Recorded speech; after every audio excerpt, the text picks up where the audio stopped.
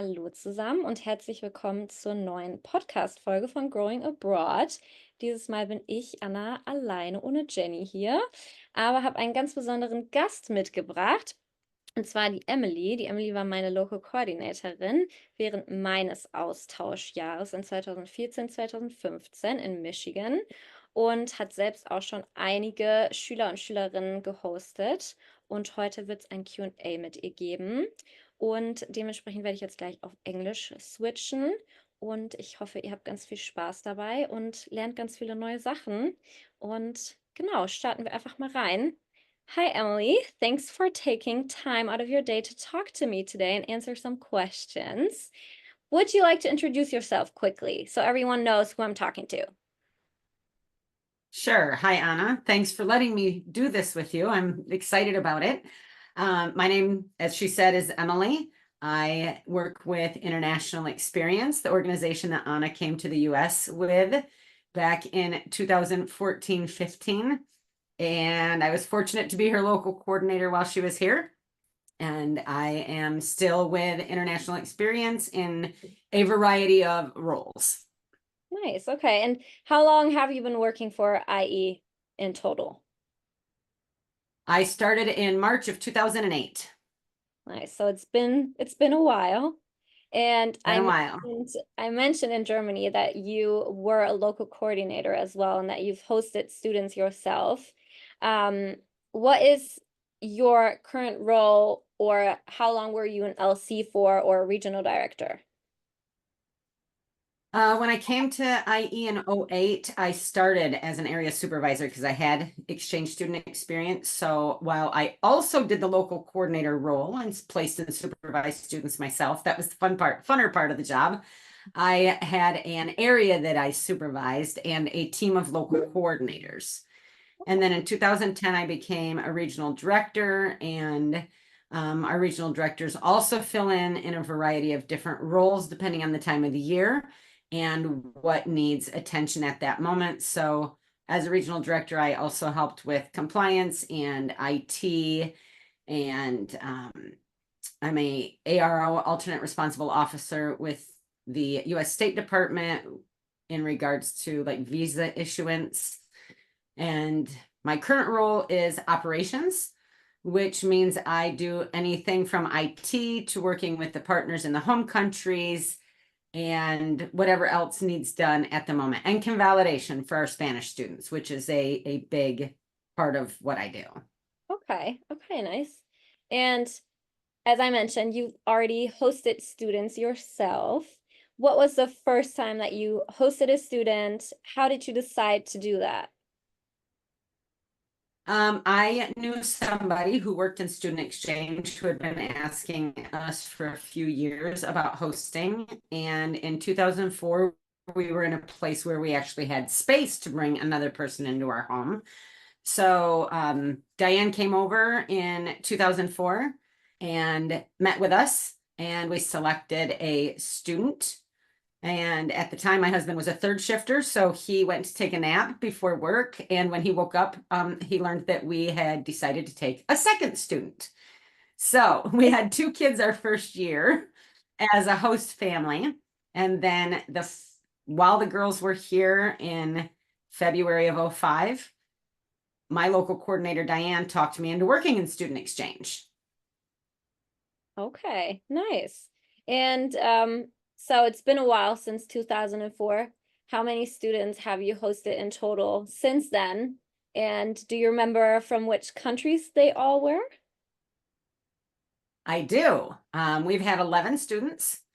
2004 and 5, we had Alman from China and Mijin from South Korea. 5, 6, we had Edo from Italy. And then we had a calendar year student all of 2006, which was Mao from Colombia. 2006, 7, we had Daniel from Brazil, a Finnish boy living in Brazil. 2007 and 8, we had Italo from Brazil. 2008, 9, we had Rui from the UK. 2011, 12, we had Frauke from Germany. 13, 14 was Shalina from Germany.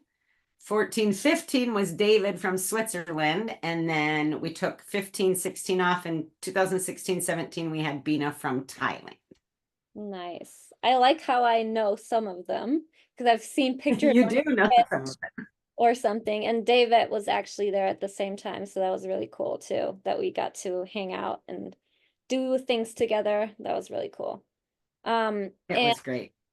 when you decided to host students, what was something that you looked for, or how did you decide which student to host who would fit into your family? I think for our whole family, probably one of the most important personality traits would be a good sense of humor. We want somebody who's happy and can joke, can give jokes, can take jokes. Someone that prefers to stay in their room a lot would not fit well because we are a pretty social family, pretty involved with our kids and grandkids. So the sense of humor and the willingness to be a part of the family and getting out is really important. And then I think the next most important thing for us would be someone who wants to be involved, because family time is super important, but it can't always be family time. And teenagers need those relationships with other teenagers. So joining a extracurricular activity or a sport or a club or something to be able to have those relationships with kids their own age is really important for us as well. Okay. And do you remember like really fond, or do you have any like really fond memories, or what was your favorite part about hosting in general? Oh gosh, so many memories with 11 students in our home over the years, plus a lot of bonus kids staying occasionally, weekends, and supervising somewhere in the neighborhood of 200 kids. I have thousands and thousands of memories. One part I loved about hosting, or at least in the beginning, something that's always been fun for me, whether it was hosting or supervising a student, was taking them to our local Walmart or Meijer grocery. They're big. They're like IKEA of everything. And taking them to the cereal aisle and showing them the hundreds of choices of cereal and Oreos and Pop-Tarts, because this is American. We have to have a flavor of everything for every food item. And it was always, at least up until just a few years ago, where it's becoming more common knowledge, there was always shock and awe from the students. And how in the world am I supposed to pick when there's 12 different flavors of Oreos and Pop-Tarts, there's 20 different kinds. And it was just fun watching their reaction to that. Yeah, I can see that. I still remember seeing those big, yeah, Walmarts. I think they didn't have the Meijer back then when I was there, so it was the Walmart for me. And I had never been to the US before as well, so yeah, that's crazy. Okay. And when you supervised other students, or when you helped families pick students, is there anything that you recognize that the families that you supported expected from students? Or yeah, what did you expect from your students, like regarding chores maybe? In our home and most of the families I worked with, chores would be almost everybody without fail. Please pick up after yourself. Don't leave a mess in the bathroom. Don't leave your backpack and shoes in front of the door. Just pick up after yourself and occasionally help out. American families, usually if there's two parents, they both work, or if there's one parent, they work. And with multiple kids in the house, sometimes it can be hard to keep up. So having a exchange student in the house who just goes and does the dishes because they need done is always very much appreciated. So while my family didn't have a chore list, our kids were older. I see quite a bit with families that have younger kids. They have a chore list, so their own kids have that schedule they can count on, and they know what's expected. Yeah. For me, it was actually that way. So we had a chore list and it rotated week by week because we were four kids as well, including me. And we were all teenagers, but I totally understand why we had that, because with 4 teenagers, 2 dogs, a cat, I think it would have been a mess if we didn't have like our set Mhm. chores. So yeah, that's what I've heard from most students as well, that they have like the regular chores that you would probably have at home too. Just help and do your own, like take care of your room and your stuff. Yeah. Okay. And having the rotation is nice because nobody wants to be on dish duty or laundry duty for an entire school year. That would be no fun. Exactly. So that was pretty good. And it was for us, it was you either had kitchen duties or I think bathroom, so it switched. So that was really good. Yeah, true. And can you tell me about a bit about your like everyday life or your duties as a supervisor? Like what did you do as a local coordinator, for example, or when you supervised kids in host families? Yes. As a local coordinator, and local coordinators give as much time as they possibly have. A lot of them have full-time jobs or part-time jobs. So recruiting host families is at the top. There really isn't an off time for recruiting host families. At the grocery store, sitting at the waiting room at the doctor's office, waiting in line anywhere, that's all host family recruitment opportunities. Talking to everybody you meet and everybody you know about the benefits of hosting an exchange student and why they should consider it. Yeah. Then once you have a family that's interested, comes the interview process, preparing them, helping them with their application and student selection. Some families don't want any input because they know what they are looking for, especially experienced families. And then some families really want to sit down and talk about who could be a good fit for their family. And then they ultimately make the decision, of course. So every family is going to be different. And then once the students arrive, supervision is, checking in every month. Some people check in face to face every month. Some people see their students multiple times a month. Some coordinators can do events, if they have the availability to be gone, maybe a day trip to a bigger city, like for us going to Chicago, for a short weekend. That was always a fun thing. And that was probably the part I liked the best, was the time when you guys arrived in the US. We get to know each other and I get to be your other person. You have parents, you have host families, and then I get to be that other person if help's needed. And I get the fun parts too, like trips to Chicago or to the county fair. That's true. Yeah, I still remember that trip. So we went, for everyone listening, we went with David, so Emily's student, and then we had Marius. He was from Germany and he was there with IE too, and we met at school, and Emily was his LC too. So we all went to Chicago, and that was really cool in the winter time, the Christmas time, and that was very nice. And I remember we had with a bigger group, we had a Christmas event, and there was a barbecue in the beginning that I couldn't make, but there was one in the beginning to meet everyone and in the end, so that was really nice too. Yeah, cool. Um, and you already mentioned that a little bit. So you said that finding host families is a lot of networking, or you do that through networking a lot. Um, is that the only thing, like the only way to find host families, or do you do like something else? So when I was an active local coordinator, long before social media became a thing and gave us a much bigger reach, it was face-to-face, word of mouth, referrals, and doing events. Like in the town you lived in, the Sturgis Fest, having a table there, talking to people about hosting.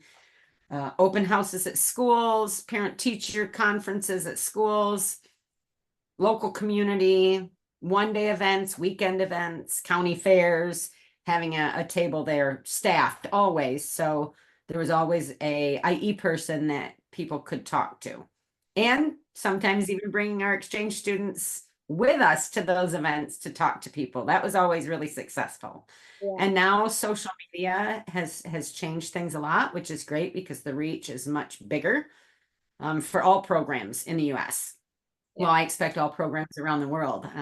That does make getting the word out a little bit more, but international experience still really relies on the people in the community, talking to other people in the community. Which is nice. Yeah, which is nice because you can really talk to someone and hear about their experience as well hosting. Yeah, that's true. Okay, and then when you think back when you supervised families, what was the motivation for most of those families to host? Is there like one or two things that you say was the most important for them? Like why they wanted to host? I heard a lot of we want our kids, for families who had kids at home, whether they were teens or younger kids, we want our kids to know that there's more out there than just the US. They may Mhm. have phrased it differently, but that's basically what it is. We want them to experience more of the world and more than what they know beyond our small community of wherever they happen to live. And probably the second biggest thing I heard was that we are in a place in our lives where we can bring someone else into our home and we want to learn about another country and we want to help. Families that host J1 students in the US are completely volunteers, so they have to want to do this. And that was probably the second biggest reason, that their desire to make a difference and to have another family member in another country when they Yeah. go home at the end of the year. Yeah. I mean, that's what we want to happen. That's how it happened for me. I mean, we still see each other like every other year, because I visit my host family like around every other year, which is very nice. And they've been to Germany. So, and I mean, you've been to Germany too, but we'll get to that in a little bit. Yeah, it's very nice. It's a lot of fun. So you would say for most, it's like the cultural exchange. Yeah, Yeah. exactly.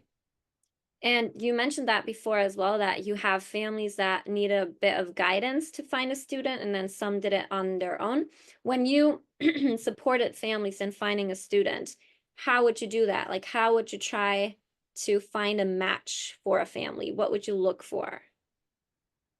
Personality types and interests, especially interests. So for a family who um, maybe basketball is their life. They don't just do school basketball, they also do travel basketball, and they really don't have the capacity to add another sport. I guess basketball might be a bad example. Hockey is a great example of that. Hockey is all consuming, and most families, at least in my area that have kids who play hockey, it's all year long. It's not a season like our high school sports. So they do play for a school team, but they also do travel. So a hockey family rarely can add another interest to their family. It would be really difficult to support their student to play a different sport. So of course we're gonna, suggest hockey, a hockey interest student, or a kid who doesn't have a great desire to join something but wants to be involved. Because with hockey, you get to be really involved. You go to lots of tournaments and competitions. Outgoing families tend to do better with outgoing students, just like really quiet students might not do so well in a really extroverted family, except for, in some cases like yours, where I didn't suggest very well. Well, it still worked out. It did. It worked out great. So yeah, helping them find some common interests. And it's not just the interest of the family and the student to see if we can find something that at least is similar. It's also looking at the requirements of the school, because the students are guests of the school that they attend, and schools have their own requirements. So while we may have a student who could be a great fit for a family and they're only 15, if that school requires the students to be 16, then we have to keep looking. Yeah. So there's also the school requirements that factor into even a suggestion that could be made. Okay. Yeah, that's good to know. And then, so there's a lot of students leaving Germany and other countries now to go to the US and other countries as well to start their exchange. Have you noticed that there's something that a lot of families or students struggle with in the beginning, like when getting used to one another? I think being polite, and I mean being too polite. It's so important for host families to treat their exchange student. I mean, you guys come into our homes and you're part of our family. We need to treat you like part of our family. Mhm. So a lot of host families are, and it's good. We want families to want the students to feel welcome and at home and comfortable, but it can go too far where their kids still have a chore list, but the exchange student doesn't for 2 months. And then all of a sudden the exchange student has to be added to the chore list, and it's another adjustment for them. Now, I'm not saying they should be given duties the day they arrive. There needs to be an adjustment cycle, but I think that it's really, really important for families to treat their student like they're already a member of the family. It makes them feel so much more comfortable. Yeah. And now with all of the apps like WhatsApp and Zoom and all of the video options, FaceTime, having video calls with your student before they arrive can go a long way towards everyone feeling more comfortable when you get here. That's true. Yeah. Okay. Um, and would you say that exchange students should have some kind of characteristics, like specific ones that you say that they should definitely have, or something that they should definitely bring, like attitude wise? Absolutely. And it's on my side, it sounds simple, but having an open mind. Coming to the US is not what you see on Netflix or High School Musical or Glee Club or any of those other TV shows. Um, Having an open mind is really, really important. Not having an expectation of I'm going to be in a big city where there's public transportation and cafes and I can walk around with my friends. If that's why someone wants to come to the US, it's almost like, what's the point? It's not different than what you're used to, other than the language and the food. That's really the only difference is if you go into a big city. So a huge portion of exchange students with all organizations are placed in smaller communities. So an open mind and a willingness to truly experience something different and give it a try. Even something as simple as like a food that maybe you don't like at home, it could have the same name here but taste very different. So trying everything at least once, Yeah. being open and willing. Okay. I think that's something that I try to tell students in interviews as well, because I mean, with the US, as you said, there's a lot of movies and you kind of think you know what it looks like, but that's what I try to tell them as well. It's not like New York. Like New York, I feel like is like a different country. Like the way it's so big. It's a different country. Right? Like when I think about where I lived, it wasn't too small. Like I still felt like we had everything that we needed. There was still a movie theater, like an ice cream store, a lot of fast food restaurants where we could meet friends, but I didn't have a mall or anything like that, no public transport. But I still enjoyed it so much because it was like a real experience. But yeah, I hear that a lot. And especially that's something that's not so good about the social media part that you see so much online. But it's important too to be open-minded. And how important would you say are English skills in the beginning? Most families and schools understand that there is a adjustment period, no matter how good somebody's English is, with the jet lag and the time difference and everything being new and speaking in English 100% of the time instead of at class or with your friends or your teacher. There's at least a 2-week adjustment period till comfort starts being apparent. But language skills are important. Probably more so at the school level even than at the host family, because with your host family, there's a little more time for patience and to explain things in a different way if needed. But if a student doesn't have language skills, well, you went to high school here, you know that if you couldn't keep up taking notes, you were going to have to figure out a different way to get the information you needed so you could successfully pass your classes and your tests. Yeah. Okay. I mean, it's still crazy. I think for me it was around 2 to 3 weeks until I felt more comfortable with the language because I just learned new words every day. But then after 2 months, I think it was around after 2 months, I started dreaming in English and thinking in English. And that was very fun. Like that was a very fun experience to have. It was I very, love that.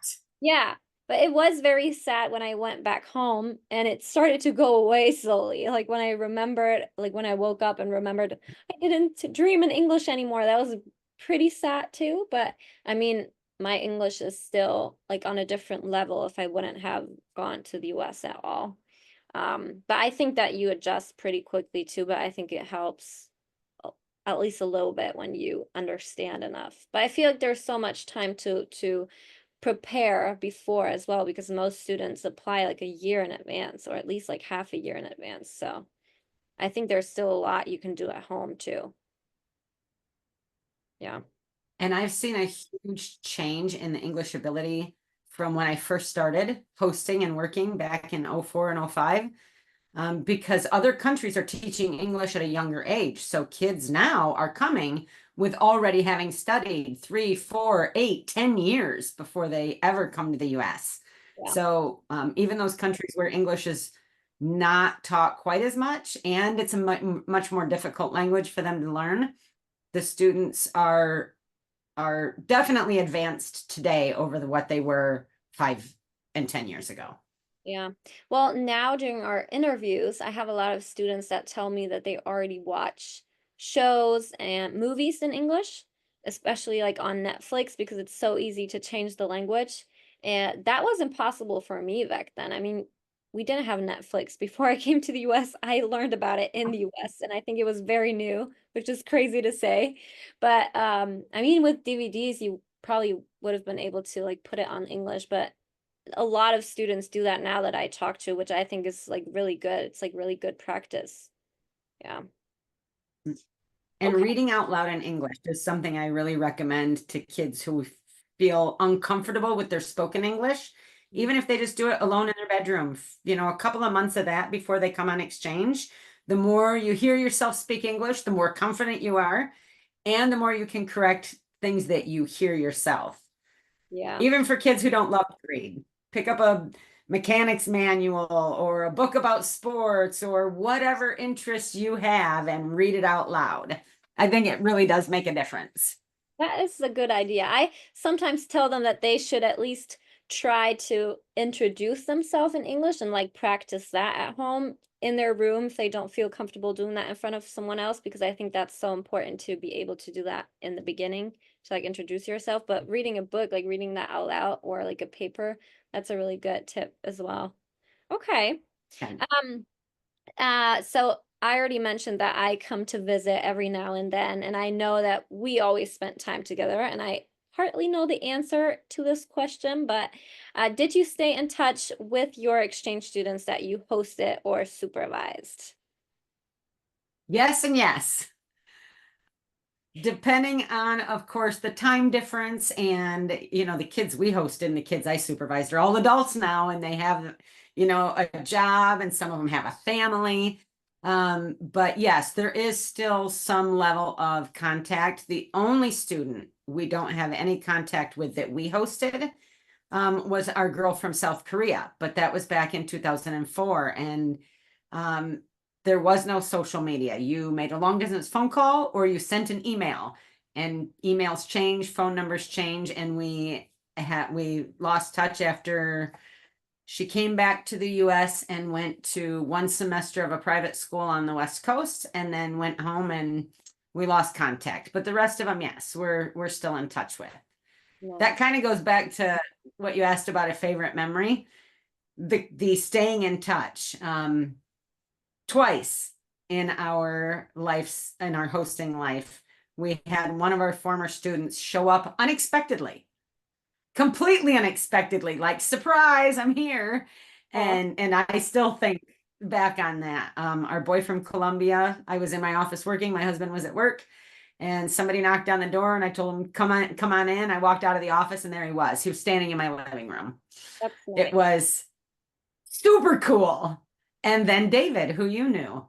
Oh, My husband and I were outside working and a car pulls in the driveway and this very tall kid gets out of the car and says, "Hey, oh, surprise." I love that. So those are those are really cool memories. And yeah, we have various levels of communication with students we've hosted and supervised, but I am still in some form of contact with all of the ones we hosted except for Mijan, and then a lot that I've been the coordinator for. Nice. And you've visited some of them in their home too, right? In their home country? We have visited Froggy, our German girl, in her city in Germany. We were on a trip and met the parents of Shalina, our other German daughter. She was here and we were there during her exchange Oh, year. We were able to see David from Switzerland, not at his home, but in Switzerland. And we stayed in Colombia with Mao and his family for a few days over the years. And we went to Italy for Edo's wedding yes. and got to meet all his family. That's cool. That's really nice. I think that's what is so cool about exchange, like that you stay in contact and you as a host family get to visit other places too because of your students. And you also get to go to like normal cities in those countries that you probably would have never been to. That's what I liked about my exchange, that I went somewhere that I would have never gone to if I was just Right. yeah. So that's really I cool. didn't even know Stuttgart, Germany existed until I visited there. See? Yeah. And is there something that, like, why would you recommend hosting a student if you were talking to a host family? Like, what do you tell them? Why should they host an exchange student? Ooh, that's a great question. I I think that every family in the US that has the ability to host should try it, because as I can tell them what we gained from being a host family, but they may gain something totally different. But the memories and the relationships, adding another person to your family is it's a pretty cool experience, and you don't really get that in any other place except for student exchange. So that would probably be my recommendation. You have the ability, you have the space, you have the right attitude about learning more about something beyond the US or beyond Michigan or beyond Colorado or wherever you live. And you're going to be surprised at what you gain from it. Okay. And you already said that they have to have the right attitude too.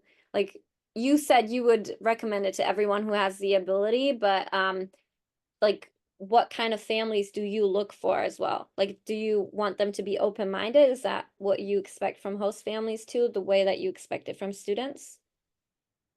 Yeah, being open-minded is really important, because they until the student gets here, you really don't have an idea how you're going to connect, what kinds of things you're going to agree on or not agree on. So being open-minded is really important. And being willing to change your expectations is just as important for host families as it is for students. I Yeah. mean, teenagers coming to the US are still teenagers. They're just like our kids. They may have a different language and different food preferences and different experiences, but you're still teenagers, and there are going to not always agree. Families and students are not always going to agree. So it's not realistic to expect that it's going to be only roses. It's Yeah. going to be just like with our kids. There's going to be really amazing moments that make you smile or laugh or cry, happy tears. And there will be moments where you disagree and have to sit down together like adults and have a conversation. Yeah. Okay. And if we were talking, you already said that now they need to be able to change their expectation as well. Anything else that you would give as advice to students that are going abroad now or that are planning to go abroad soon? Oh gosh, besides being open-minded and willing to try, um, I'd say your first impression, don't let that be your only impression. Don't if something that surprises you or you don't care for happens in the beginning, don't keep that at the forefront of your mind, or you're never going to experience what you could have if you're stuck on something you didn't like the first weeks or month you were here. Yeah. I would also say to enjoy it a little bit, to not be in your head too much. Just enjoy it, say yes to things. Yeah. Yes, that. Say yes to things. Yeah. I always try to tell them, I give them the example of like going fishing. Like if you would never go fishing back home, you don't care about it at all, but your host family suggests going fishing, just say yes. Just try it out. If you don't like it, you don't have to go again, but at least you know if you like it or not. So, yeah, that's something. Exactly. It's a couple hours out of your life, and you might be surprised at how much you enjoyed it. Yeah, that's true. And do you also have any advice for parents that stay home, like parents from exchange students? Anything you would tell them, maybe? I'd say parent to parent, just as a host parent talking to a natural parent. Um, my job, my goal, and my responsibility is to send your kid back to you the way I got them, safe, Yeah, maybe a little more independent because they've learned things while they were here that they didn't expect or you didn't expect. But please trust as much as possible that I have your kid's best interests in mind, and I'm going to treat them like one of my own. yeah. Don't helicopter. That's very good advice. That's very good. Yeah. Okay, we're basically at the end. Is there anything that you would like to add, Emily? Anything else that you think is important for people to know about hosting, about being an LC, like anything you would add? I think for incoming students, something that has become really important in the US is volunteering. The US has always been a big volunteer country. I mean, student exchange, that is a big volunteer thing, but it's becoming more important. Like even that when you were in school, the schools, a lot of schools now require X number of volunteer hours from all students. Yeah, And while volunteering may not sound exciting in the beginning, if you visit some of our I don't know, web pages, there's stuff out there. There are exchange students who have got to participate in some really cool experiences by saying yes to volunteering. And it has turned into more than that. I mean, even the opportunity to see another part of the country. yeah, So paying attention to your community. When exchange students are here, they're here as guests and they become part of the community and leaving up. It's just as important for American families and teenagers and our country to leave a positive experience on the exchange students to take back home and share with people you know. It's equally important for the exchange student to leave a positive impression here in the US yeah, because the impression people receive from you can affect what they couldn't possibly imagine. 5 years down the road, maybe their little cousin wants to come on exchange and somebody goes, "Oh no, not that kid." Um, because the impression is so important. Nobody expects perfection, but we want well-rounded host families, well-rounded kids, and people that are just willing to say yes and try something new. yeah. But I like that you mentioned the volunteering part because it really isn't a big thing, at least not where I live in like a bigger city. But I had to do a couple hours of volunteering for one of my classes too in 2014. And I got to go do really cool things. So I did a presentation. I think it was kindergarten or preschool, something like that, but with really young kids. And me and Marius were able to do a presentation about Germany and teach them about Germany. And my mom actually sent some German candy for that. So we were able to give them like Oh, like German candy, and that was so nice. And they loved it. And I also volunteered at the fire department, I think. And mhm. it's just nice to talk to people. And I think, as you mentioned, like the community part is much bigger in like these small cities or smaller places in the US too. But it's fun because, yeah, you get to talk to many new people and meet new people through that too. But it's not just like picking up trash in the park. Like there's so many different things that you can volunteer. Yeah. I Okay. love that you guys did that presentation at the school with the younger kids, and it made an impression. It made a positive impression on them, but it made an impression on them. Yeah. You could possibly be the only German citizens that some of those kids ever have contact with.